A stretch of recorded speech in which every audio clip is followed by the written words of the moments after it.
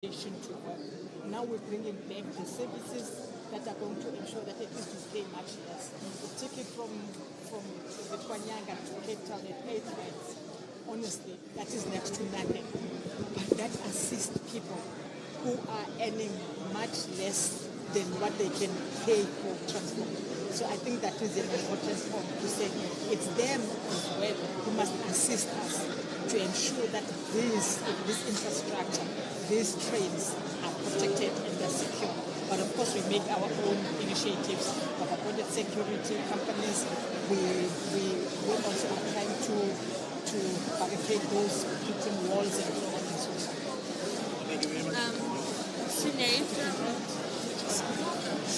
Sunay from Daily Maverick. Question, I don't know if the CEO Minister can answer, but how much is being spent on the whole repair system at this point? And as well, when we spoke to people on the train, they were talking about increased security. What are your specific plans regarding just the Nyanga to Capetown line thus far? Sylvia from Independent Media. I think she asked my first question. The question that I have now is, in terms of resistance from the people that have already living on the line, are you not getting any unwillingness when it comes to you guys to move them from the line? Okay, just on the first question. On the central line to date, we have invested over 650 million. That was to bring back the line between Langa and Pinelands. It was to bring back the line from Langa to Bellville via UWC and Pentec, and then now the section from Langa to Nyanga. That has mainly been on our electrical infrastructure and our perway, the tracks that we had to rebuild. If you look at us investing on bringing the full corridor back, we will be more than doubling that in terms of bringing the trains through to Chris Hani in Khayelitsha and to Captain's Cliff in Mitchells Plain. As the Minister mentioned, in addition to bringing back the physical infrastructure, we are also looking at the walling and fencing of this corridor to protect the assets as well as our commuters. The issue around what we are doing around security, you will see there will be an increased presence, number one, on the trains that we will be deploying on this corridor. You will see an increased physical presence on the station. And importantly, you will see on our corridor itself, we have employed a special security intervention unit. I'm sure the residents of Capetown have picked up this project has had a number of challenges last year where we had to stop construction. And we undertook and implemented the security intervention, and we've had virtually no incidents of theft and vandalism since we've deployed that. The issue of coming back to the communities, I must say the communities, there's been a lot of engagement. There's a willingness to relocate, but we need to have a long-term solution around that. Communities need to be given the confirmation of where they will be relocated to. As the Minister has indicated, this is something that we require other stakeholders to assist PRASA in terms of identifying the land, servicing the land so that we can move those communities. There's a general acceptance it needs to happen. You already will see the section in Philippi, we're starting with some of those informal settlements that's on the railway lines, that already the communities themselves are removing those settlements. And that has started. But I want to stress the long-term solution is critical for the relocation of these settlements. Without that, we have a major challenge. PRASA is ready to move in to those sections and start construction. We've got contracts awarded, contractors on standby, but we need the relocation to be finalized so that we can move in and start the construction. So sorry, just a quick follow-up. So you said that the contracts have been awarded, right? For the relocation. What exactly is the delay? Sorry, What exactly is the delay? Is it land not being available? Is it people not wanting to move? Is it a problem with the spheres of government? What exactly is the delay? Okay. Just on the contracts that are awarded, that's for the rebuild program, for the infrastructure. So the electrical contractors, the perway contractors, that's what we have on stand, that we have awarded. I think the Minister alluded to the fact that when it comes to the relocation, it's about the identification of land, servicing of that land, the community participation, public engagement that needs to happen around agreeing and finalizing that portions of land. So that is what needs to happen. As the Minister had said, that is not a PRASA function. We are not human settlements. We are here to run trade, and we are ready to implement that from our side. So I think other colleagues can share more later in the day around some of those specific challenges that we're having with the relocation. I'm Sindisiwe, I'm from Cape, I guess. Can you please confirm for me how the numbers of the people that are currently making the Central Line? Passenger numbers. Or the number of people on the road. So here in Langa, and this was the last count that I had seen, is approximately 1,500 informal settlements that need to be relocated. You will see we're able to put temporary fencing for us to allow the trains to run. For us to get beyond Nyanga, where we are running to today, we need to relocate, and that is where we've got the biggest issue of the informal settlements. There are over 3,500, close to 4,000 illegal settlements in the Philippi area. There's further settlements closer towards Nolongile as well, but not to the scale of Philippi. So you can see the numbers are quite huge that we need to deal with. What we are trying to do as interim measures is to at least target those illegal settlements within a 10-meter boundary from the railway line. We want to put temporary fencing so that we can bring our contractors in. But in total, you're looking at about 5,500 informal settlements that would require relocation in the central line. Thank you. Yeah. We'll have further engagements along the train ride as well as at the formal engagement. Thank you very much, colleagues. Thank you, Minister. Thank you. That's mine. Thank you. Pleasure.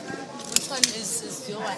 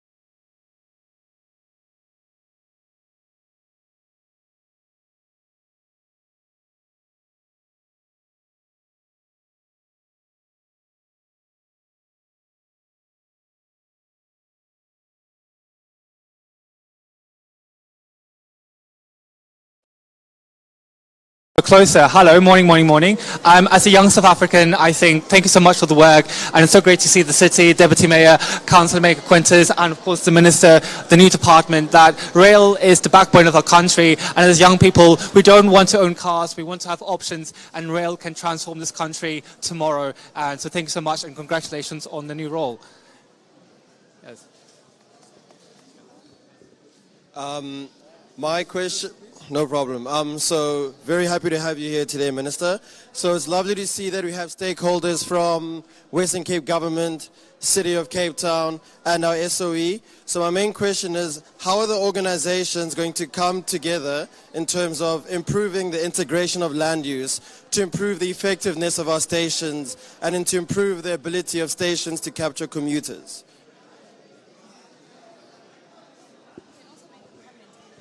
Yeah, absolutely. Yeah, and I just want to say again, reiterating my colleagues' thoughts, just that thank you so much for all your hard work, and I think the presence and the turnout that we see at this event is super impressive, and it really reflects the effort that has gone in all levels. But I also wanted to make a comment about, I think, the importance of making sure we have the integration of different modes of transport. So things like having bicycles on trains without costs, I think, is a fantastic effort that needs to be facilitated and pushed forward so that we can have commuters that take their bikes, cycle them to the train stations, take their bikes on the train and then commute all the way to town and then get to work that way. So I really wanted to push that as a fantastic narrative, and yeah, commend you on all your hard work. So thank you.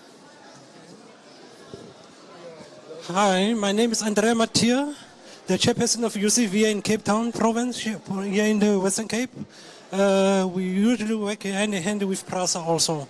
It's been about 5 years to 10 years we are working together, so I'm very happy my line is open because I'm staying in Khayelitsha, but from now on I'll make sure Mandalay to Khayelitsha is going to be open very soon also. We're going to engage with you on the train. We'll engage with you on the train. Yeah. So.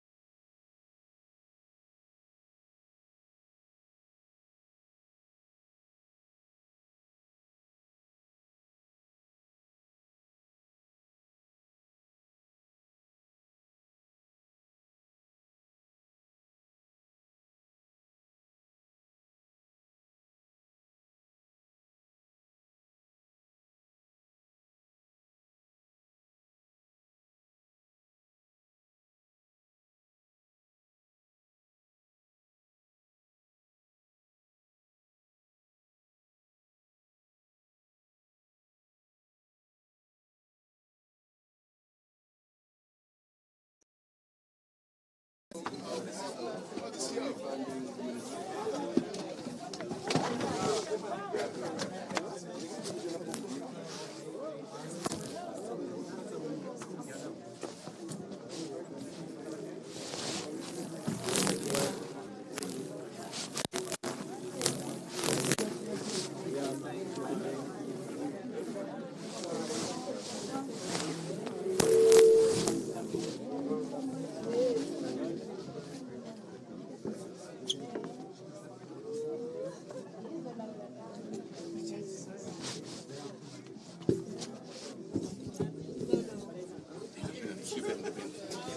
12th of the and they were here for 12 days.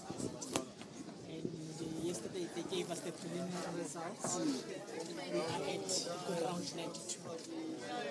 An improvement from 87 to 92. Excellent. And that's very good for South Africa. Very good for South Africa because what it means is that our aviation is safe. Very good. And we are number one now in Africa and ahead of many big economies in the world. What is important is for us to sustain that. I was like very excited, very. Because I was actually crossing my fingers to say it's a gruesome audit. You say these are the regulations. They say, fine, thank you very much. Give us a portfolio of evidence. Yes. Then the regulator will give them that for each question.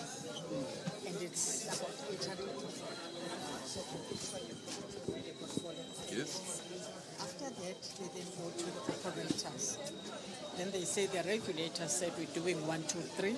They showed us the portfolio of evidence. Show us what you're doing. Yes. And the operators must also prove what the regulator said. And for us to get 92, I was like, wow. Okay. So I think on that score, but we can do better. There will always be housekeeping issues that they pick up. Audit is always audit, but there wasn't any significant finding. The significant finding gets pronounced and announced to the whole world that this is what we found in South Africa. So if there's no significant finding, then they're very impressed. I think we're doing well there. I think we're doing well. Then, Capetown was awarded number 1 in terms of how they process passengers. Yes. And the staff, I think on 3 issues, King Shaka as well, and OR Tambo. So in the continent, these 3 have been leading, and they continue to lead. Something very proud of. Yeah, they continue to lead. So, but we can do better. We I hear. hope that you'll be visiting us in Cape Town again sometime soon, Minister, because we'd love to take you around and show you some of our big infrastructure projects that we're busy with in terms of the rapid bus transport system for the My City bus, which largely is funded through your public transport network grant funding. And we have some very good projects that we are currently already busy with that we'd like to actually show you so you can see how far we're progressing, and then also maybe discuss some of our challenges that we are expecting to experience in the not too distant future around that project, and to hopefully find a way that we can work with the National Department of Transport to do that most important function, which is to provide that type of transport to the poorest of the poor in Cape Town. But we're very proud of how far we've come, and we'd love to show you around. Definitely come. I know also there's something about George on IPTN as well. Yes, that's the Go George. The Go George, which the minister, the provincial minister, will be able to give you a bit more information on in terms of Go George. But the giant that is My City bus service is my area of focus here in the metro. Look okay that we're ready, yeah. No, definitely. Will you respond to that? Go, George. Go, George. Go George is probably one of the best. It is. Go George is the best run bus services in the country. So my city needs to learn from us in George. It is smaller than my city, but it's by far the best run service. And thank you for national government for the funding, because it wouldn't have happened with other transport grants that we're getting. Phase 4A has been slightly delayed because of the discussions we had. In fact, I've been in George the last few weeks, meeting with the taxi industry, the municipality, and our transport stakeholders. And we'll invite you to the launch. It'll hopefully take place towards the end of April. It's for phase 4A. That is the phase that's going to Thembalethu, because the people of Thembalethu deserve the same service that everybody gets in George. And that's why phase 4A is so important. So that's going ahead, and it's very exciting. And despite what my colleague is saying, the city's progress is, my city is a nice bus service. Go George service is the best service in the country. And we want to expand that to other areas as well, including my city and the rest of the country. But it's a great service. It's a great service. And the phase 4A to Thembalethu will continue to show how great that service is. So thank you for your support, Minister. And we'll definitely will invite you to the launch of phase 4A, yes. Very easy when it's so small. You need to learn from Go George, Rob.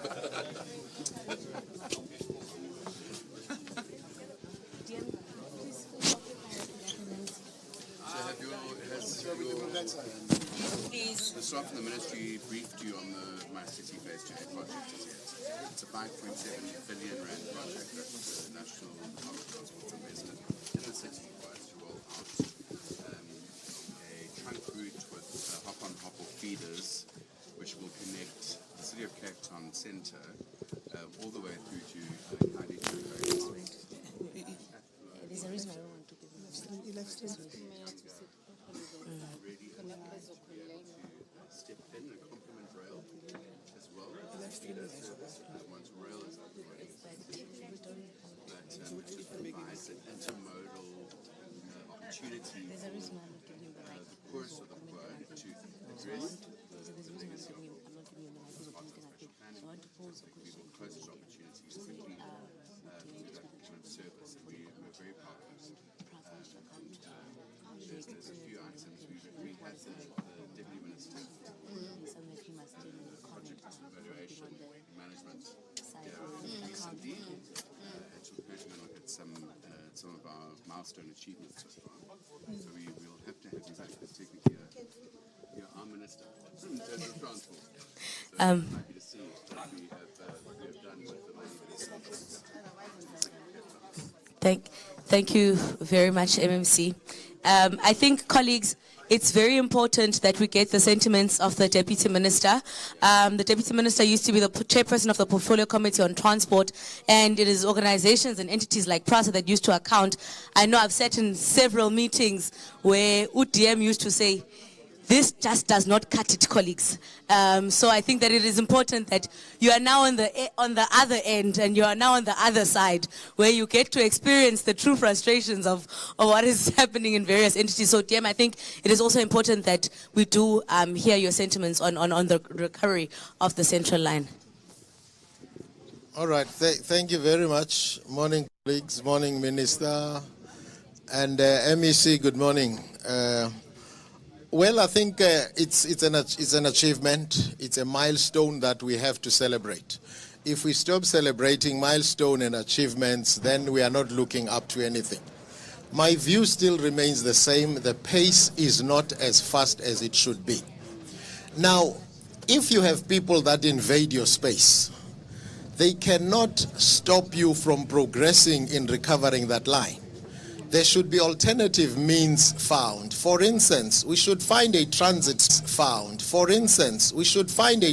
space.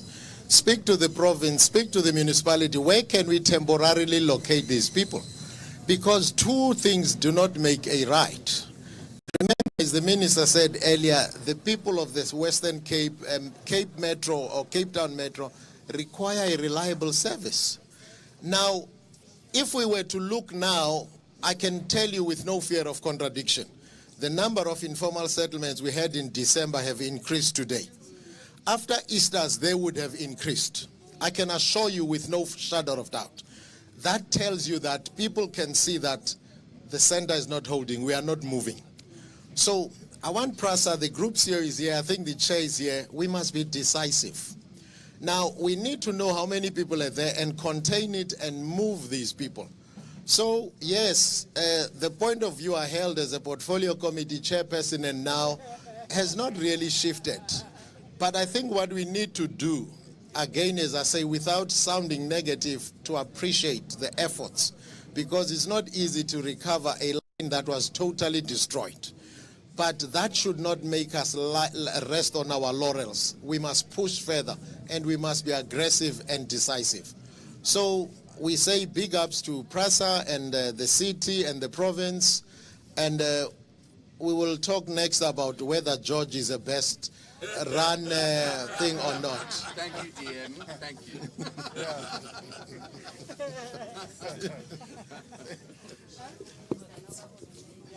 Can I just comment on the relocation?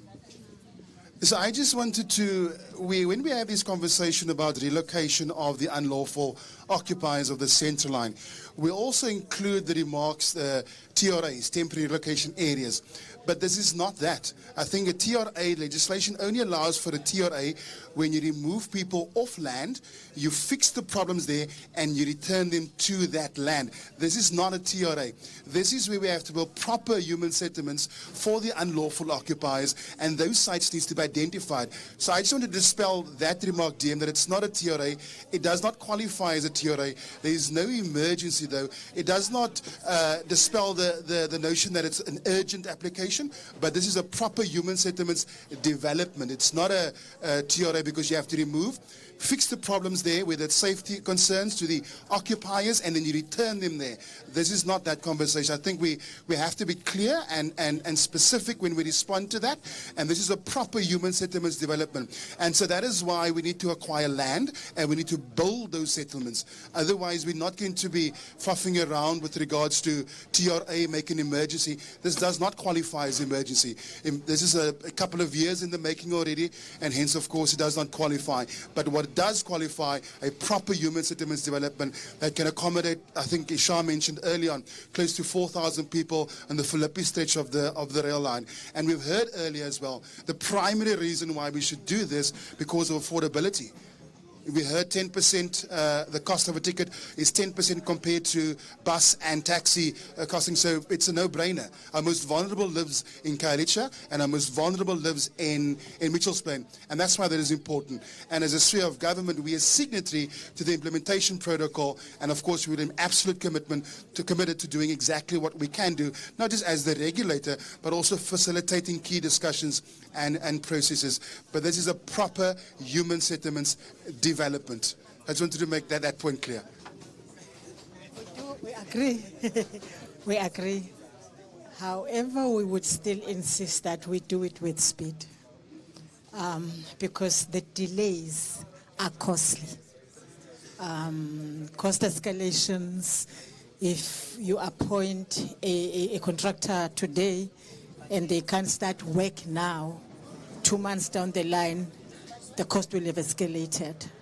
And that is why we really would wish that we work together, ourselves as the Department of Transport, Human Settlement, the province and the city, so that we find a solution. The quicker we find the solution, for whatever, but we find the solution, we relocate these people, we remove them from the rail reserves because they shouldn't be there in any way. We remove them from the CO indicator.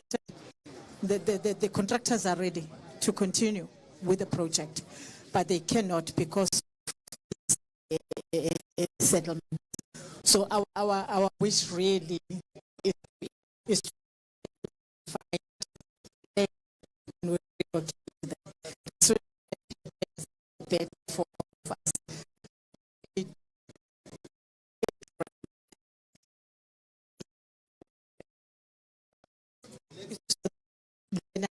Some money to spend on something else, and I think that is important. Our people are very important. So my plea is that we sit together, and we do.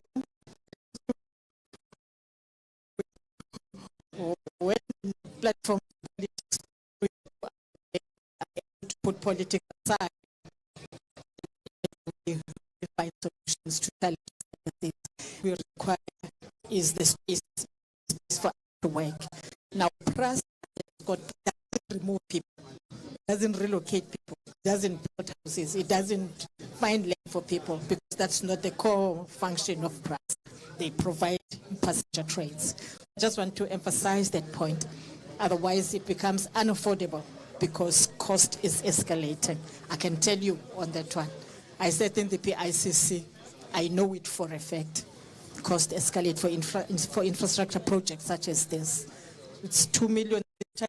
He was talking about IPTN. He's actually saying 5.7 billion rand. That's money. That's infrastructure. And he gets it from us, from the Department of Transport. Because we're the only metro you trust enough to give it to, ma'am. Yes, that's right. He gets it from us. That's 5 billion rand. And that's a lot of money. And that is why we've got to move with speed. Yes, I just wanted to emphasize that point, to move with speed. Thank you.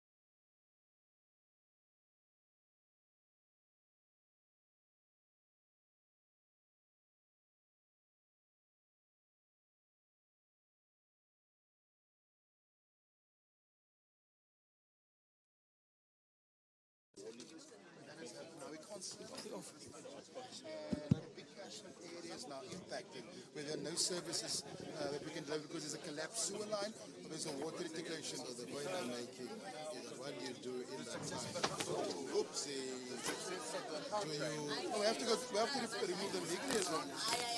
Yes, but legally means you mustn't put them in the street. As you said, you must give them alternative accommodation. Now, alternative accommodation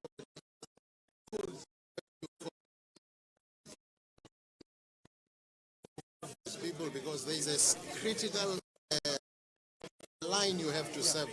And I'm saying this from practical experience. We've moved people when I was in the city, and there is no way that you cannot move people temporarily, especially for particular for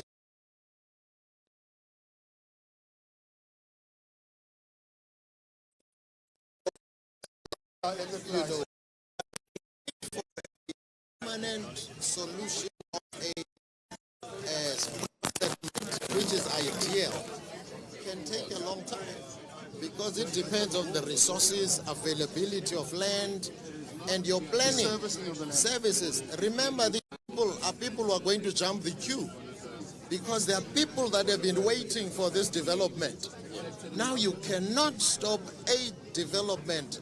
Hence, I'm shifting from rail to talk about a pipeline, for instance, water pipeline, a major pipeline. You have to remove those people. Of course, legally means you must find alternative for them while you restore this thing, while you are talking for a long-term solution. But it cannot be that you are going to be stopped forever because these people, you don't have a permanent solution. Because your demands are getting bigger and bigger every day. There are people moving into the city. You've got queues and queues of people who are waiting for this formal housing. Now, if you push these ones in front of the other ones, tomorrow people are going to move in there. You are incentivizing. That's the point I'm making. To say people must see you are decisive. Yes, you are not inhumane by throwing them in the street. That's not what I'm saying. But people must know you are decisive. You are not going to come here and jump the queue for the people who have been waiting patiently because the resources are limited. You don't have an infinite amount of land, of resources, and so forth. So I think that's the point I'm bringing across, with all those things. It might not be an emergency, but it's got huge economic impact and all those things. So that's the point that I'm bringing across to say, contain it. Of course, you find them a place where they can go to school, contain lives. But this came from somewhere. Before they came, say this came from practical.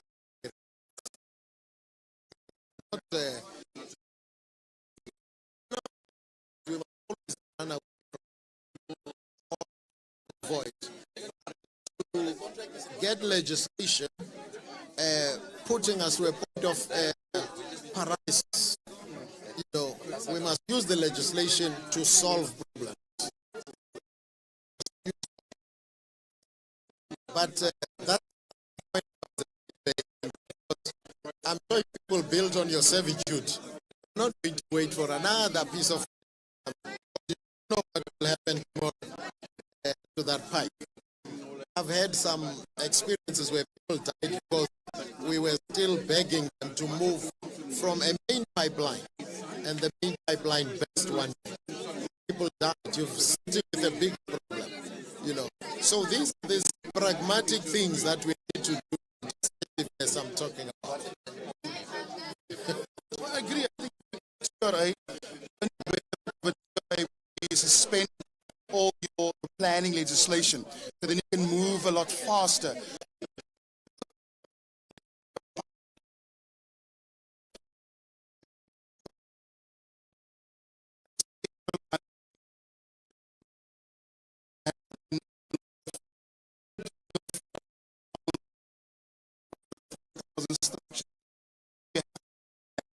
You have to service the land, and of course that is not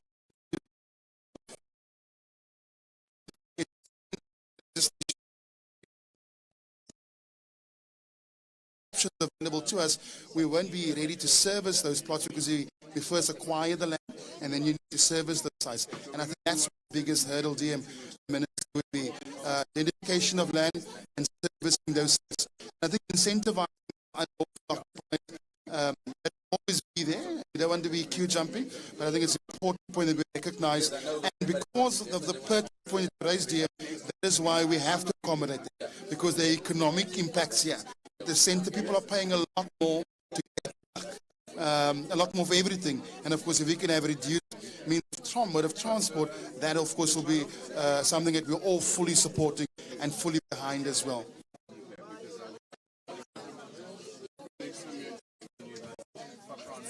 It's a complex thing. It's very complex. Complex. There's no child's play. And that's my portfolio, spatial planning and environment. And I can tell you exactly what we're doing. And there are a couple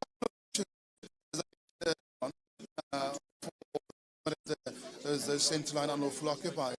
But of course, the acquisition of the land is the next step, because willing buyer, willing seller applies.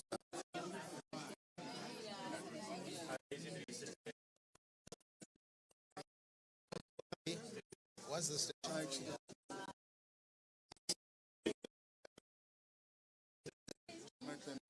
Trying to orientate myself here with a map.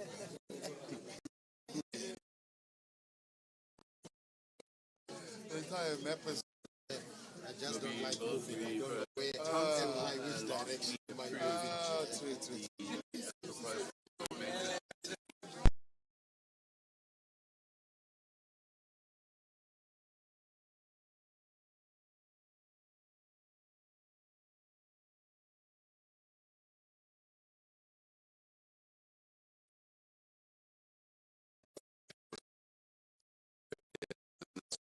That feeder route service.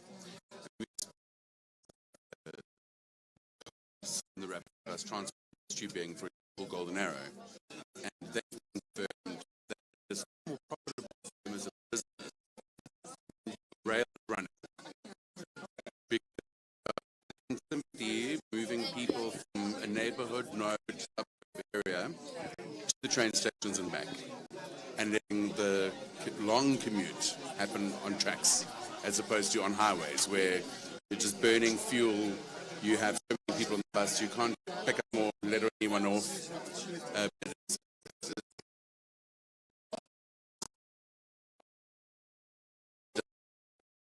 Same that the minibus taxi industry would also, when you're having these shorter runs with more people ongoing, bringing people to a fictional rail station, the overheads are much lower, and you are actually making more money. So, I mean, it really is, it's actually good for the rest of that, the ecosystem, the when rail is up and it would be very nice to have congestion. The congestion levels that we're dealing with here in Cape Town. It's not the case, but I know a few years back, Cape Town was rated the most congested city. Are you still there? You're not there? Okay, okay. Thankfully, number one anymore. In fact, we're not even number one in South Africa anymore. I think, surprisingly, I think it was. I don't want to put some other metro into a bad light without being certain, but we're no longer even number one in South Africa. And I think we're already heading down towards like the mid. There has been improvement. There has been improvement, but there will be radical improvement when rail is up and running the way that it should. And it's also, of course, just so good for our environment. You know, if we are needing and required as a country to be able to carry out the commitments in terms of that were made nationally by the president in terms of global emissions, carbon, we're heading towards carbon neutrality, etc. We need to get cars off roads. That's the first. The first thing you do is you minimize the amount of private cars, owned cars, minibus taxis, doing your quick trip feeder route, your last mile on a city or a minibus or a Golden Arrow. But this day here is your work. Be that developed or developed. That's just 5 million people are going to out rail first choice.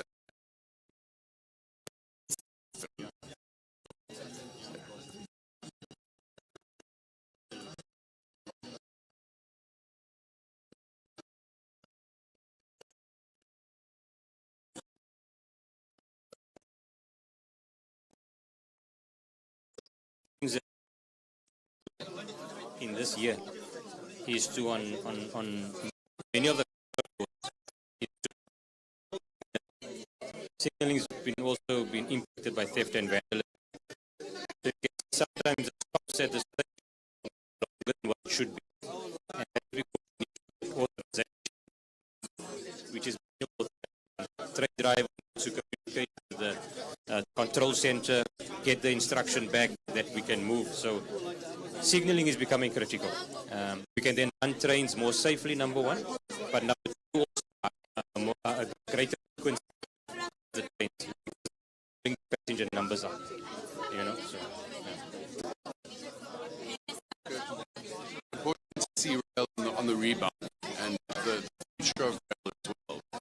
You know, Cape Town and Johannesburg and other cities around South Africa that are so large and so vibrant, with so much potential to have a, once again, like on your rail tracks, you have your local authority, the city of Cape Town, or the city of Johannesburg, planning timings, etc., that will work for the greater public transport plan, but also to have other opportunities for different services on the rails.